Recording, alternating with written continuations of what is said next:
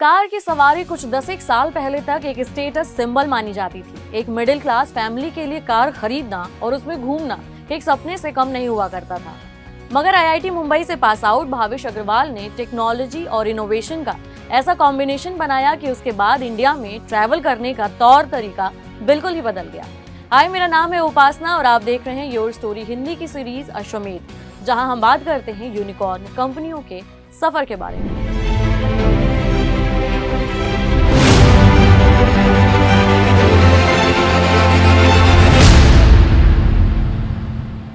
तो हम बात कर रहे थे इंडिया में ट्रैवल के तौर तरीके में होने वाले बदलाव की, और इसका क्रेडिट जाता है ओला को। जी हाँ, आज हम बात करेंगे ओला के यूनिकॉर्न बनने की सफर के बारे में। अन्य कंपनियों की तरह ओला के शुरू होने के पीछे भी एक दिलचस्प कहानी है। ओला को शुरू करने वाले भाविश शुरू से ही एंटरप्रेन्योरियल माइंडसेट के रहे। 2008 में आईआईटी बॉम्बे से कंप्यूटर साइंस में बीटेक करने के बाद भाविश ने माइक्रोसॉफ्ट रिसर्च में 2 साल बेंगलुरु में नौकरी की। काम के दौरान ही उन्होंने अपना एक ब्लॉग चालू किया जिसका नाम रखा desitech.in। उस ब्लॉग पर भाविश टेक्नोलॉजी पर आर्टिकल्स लिखते थे। ये वही दौर था जब इंडिया में स्टार्टअप्स का ट्रेंड शुरू हो रहा था।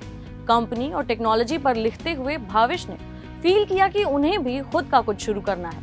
उन्होंने ज्यादा सोचे बगैर इस्तीफा दे दिया और शुरू किया olatrip.com। ओला ट्रिप शुरू में लोगों को हॉलिडे पैकेज और वीकेंड ट्रिप जैसी सर्विस ऑफर करती थी। भाविश को इस बिजनेस के सिलसिले में कई बार बेंगलुरु से बांदीपुर आना जाना पड़ता था। एक बार उन्होंने ट्रैवल करने के लिए कार किराए पर ली और फिर उनके साथ जो घटना घटी उसने लोगों के लिए ट्रैवलिंग के मायने ही बदल डाले।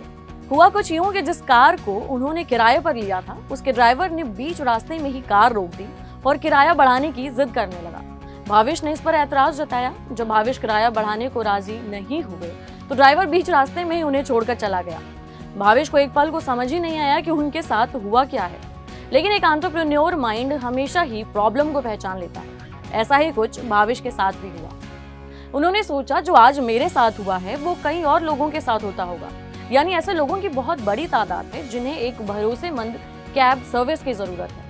उन्होंने अधिक समय गंवाए बगैर इस पर काम शुरू कर दिया और दिसंबर 2010 में ओला ट्रिप का बिजनेस मॉडल बदलकर कैब बुकिंग सर्विस पर शिफ्ट कर दिया और कंपनी का नाम कर दिया गया ओला कैब्स। आप में से कई लोगों को लगता होगा कि ओला का कोई फुल फॉर्म होगा। दरअसल ओला एक स्पेनिश शब्द होला से लिया गया है। होला का मतलब होता है हेलो। ओला नाम बोलने में काफी आसान है और लोगों की जुबान पर चढ़ने में भी उतना ही आसान। एक कंपनी को इससे ज्यादा और क्या चाहिए होता है। बस फिर ओला के नाम पर मुहर लग गई। भाविश ने को फाउंडर रखने में भी जरा सी देरी नहीं की। आईआईटी मुंबई से ही पास आउट मैकेनिकल इंजीनियर अंकित भाटी को उन्होंने को फाउंडर बनाने का प्रपोजल दिया, जो उन्होंने हाथों हाथ एक्सेप्ट कर लिया और अंकित के हाथ आया टेक्निकल काम, यानी उन्हें बनाया गया चीफ टेक्निकल ऑफिसर। अब सवाल उठा कि ओला कैब्स को आखिर शुरू कहां से किया जाए। भाविश और अंकित दोनों ने नोटिस किया कि मुंबई में कैब ऑपरेटर्स लोगों से मनमाना किराया ले रहे हैं और इस तरह मार्केट में जरूरत को समझते हुए सबसे पहले ओला की शुरुआत मुंबई से हुई। धीरे धीरे पॉजिटिव रिस्पांस मिलने लगा तो 2012 में ओला को बेंगलोर और दिल्ली में भी शुरू किया गया। उधर मुंबई में ओला का ऑपरेशन काफी तेजी से ग्रो करने लगा। 2011 में ओला कैब्स को एक दिन में 10 बुकिंग मिली थी, जो अक्टूबर 2015 तक बढ़कर 7 लाख रोजाना के पार निकल गई। ओला का बिजनेस मॉडल इतना दमदार था कि उसे फंडिंग के लिए जरा सी भी मेहनत नहीं करनी पड़ी। सबसे पहले 2011 में स्नैपडील के फाउंडर कुणाल बहल, उसके बाद रेहान यार खान और अनुपम मित्तल से एंजल इन्वेस्टमेंट मिली। फिर 2012-13 में टाइगर ग्लोबल और मैट्रिक्स पार्टनर्स जैसे निवेशकों ने फंड की बारिश की। अब तक ओला ने 22 फरवरी 2022 तक 29 राउंड में $5 अरब तक का फंड जुटा लिया है। फंडिंग जुटाने के दौर में ही साल 2015 में सीरीज ई और एफ राउंड के समय ओला को अलग अलग इन्वेस्टर्स से $900 मिलियन की रकम मिली। इस निवेश से कंपनी का वैल्यूएशन $1 अरब के पार निकल गया और कंपनी यूनिकॉर्न बन गई। इसी साल उसने टैक्सी फॉर श्योर को खरीद कर अपना पहला एक्विजिशन भी किया। ओला में Steadview Capital, Warburg, Pincus, Plumwood, SoftBank, Temasek, Tencent holding जैसे बड़े निवेशकों का पैसा लगा हुआ है। 2015 में ही कंपनी ने ड्राइवर्स को किराए पर गाड़ी देना भी शुरू कर दिया। इससे उन ड्राइवर्स को काफी फायदा हुआ जो गाड़ी चलाना तो चाहते थे मगर उनके पास खुद की कोई गाड़ी नहीं थी। खैर, जिस वक्त ओला ने कारोबार शुरू किया था उस समय इंडिया में टैक्सी का ट्रेंड अभी शुरू ही हो रहा था, इसलिए लोग अभी भी ऑटो को ही ज्यादा तरजीह दे रहे थे। ओला ने इस बात को समझा और 2014 में ऑटो सर्विस को भी अपने प्लेटफॉर्म पर ऐड कर दिया। आज की तारीख में ओला के पास गाड़ियों की पूरी रेंज है। बाइक से लेकर auto, micro, mini, prime sedan, prime play, prime SUV जैसी पूरी रेंज मौजूद है, जिसे यूजर अपने बजट और अपनी सुविधा के हिसाब से चुन सकते हैं। एक यूजर के तौर पर हम में से कई लोग जानते होंगे कि ओला आखिर कैसे काम करती है, मगर एक ड्राइवर के लिए ओला का अलग इकोसिस्टम है। उनके लिए अलग ऐप आता है, उस पर रजिस्टर होने से पहले ड्राइवर्स की तमाम चीजों की जांच होती है। ड्राइवर्स जब चाहें तब लॉग इन और लॉग आउट कर सकते हैं।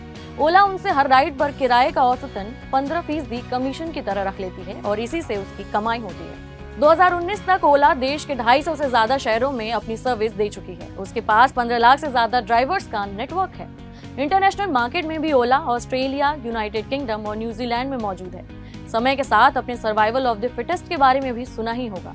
इसका मतलब होता है कि टिकेगा वही जिसमें सबसे ज्यादा दम हो।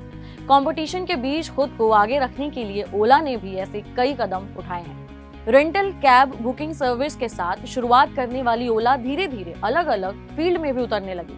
उसने मोबिलिटी स्पेस में काम कर रही कंपनियों समेत financial services, food delivery field की कंपनियों को खरीदना शुरू किया। कंपनी ने अब तक टोटल 8 अधिग्रहण किए हैं। हर ग्रो करती हुई कंपनी का सपना होता है सेकेंडरी मार्केट यानी शेयर बाजार से पैसे जुटाना। ओला ने भी ये सपना देखा था। कंपनी 2022 में शेयर बाजार में लिस्ट होने की पूरी तैयारियां कर रही थी कि तभी लग गया लॉकडाउन। लॉकडाउन की वजह से ओला का न सिर्फ आईपीओ का प्लान फेल हुआ, बल्कि रेवेन्यू FY21 में 63% से भी ज्यादा नीचे गिर गया। ऐसी खबर है कि ओला इस साल के आखिर तक या अगले साल के शुरू में अपना आईपीओ ला सकती है। शेयर बाजार में लिस्ट होने से पहले कई ऐसी चुनौतियां हैं जिससे ओला को निपटना है। ओला की सबसे बड़ी कॉम्पिटिटर इस समय उबर है। ओला 2010 में शुरू हुई थी, जबकि उसने 2013 में इंडियन मार्केट में एंट्री ली थी। तभी से दोनों में टॉप पोजीशन के लिए लगातार कंपटीशन बना हुआ है। राइड फेयर की बात हो या सपोर्ट सिस्टम की या सिक्योरिटी की, बुकिंग्स की या डिस्काउंट की, इन सभी मोर्चों पर दोनों ही कंपनियां यानी ओला और उबर अक्सर एक दूसरे के कंपटीशन में लगे रहते हैं। दोनों के बीच कई लीगल लड़ाइयां भी चल रही हैं, मगर टैक्सी बुकिंग सेगमेंट में आज भी इन्हीं दोनों का नाम लीडिंग कंपनी के तौर पर बना हुआ है। हालांकि रैपिडो उससे बाइक और ऑटो सेगमेंट में मार्केट शेयर अब छीन रही है। Meru cabs, car zone rent, zoom car भी धीरे धीरे उसके लिए कंपटीशन बढ़ाते जा रही हैं। ओला के इस समय प्रॉफिट में आने के अलावा राइड कैंसिलेशन, फाइनेंशियल सर्विसेज देने के लिए RBI से पेनाल्टी, छंटनी, सीनियर एग्जीक्यूटिव्स के इस्तीफे, फूड बिजनेस बंद होने जैसी कई चुनौतियों से निपटना सामने रखा हुआ है। लेकिन एक मामले में ओला मार्केट में अभी भी काफी आगे चल रही है और वो है उसका इलेक्ट्रॉनिक प्रोजेक्ट का इनिशिएटिव। तमाम देशों में क्लाइमेट चेंज और ग्रीन एनर्जी को लेकर काफी फोकस बढ़ा है। आने वाले समय में डीजल, पेट्रोल की गाड़ियों पर स्कूटनी को भांपते हुए ओला ने 2017 में ओला इलेक्ट्रिक की शुरुआत की। ओला कैब्स की पेरेंट कंपनी NI टेक्नोलॉजी ही ओला इलेक्ट्रिक की भी मालिक है। इस वेंचर के जरिए कंपनी ने इलेक्ट्रिक स्कूटर और इलेक्ट्रिक कारों की मैन्युफैक्चरिंग शुरू की है। ओला इलेक्ट्रिक को इन्वेस्टर से भी तगड़ा रिस्पांस मिला है। आलम यह है कि शुरू होने के 2 साल के अंदर ही ओला इलेक्ट्रिक भी एक अलग यूनिकॉर्न कंपनी बन चुकी है। तो ये थी ओला के यूनिकॉर्न बनने की कहानी। कैसा लगा हमारा आज का एपिसोड हमें जरूर बताएं नीचे कमेंट बॉक्स में, और हमें जरूर फॉलो करें सभी सोशल मीडिया प्लेटफॉर्म्स पर। अगले एपिसोड में मिलेंगे एक नए यूनिकॉर्न कंपनी के सफर के साथ। तब तक के लिए दीजिए हमें इजाजत। धन्यवाद।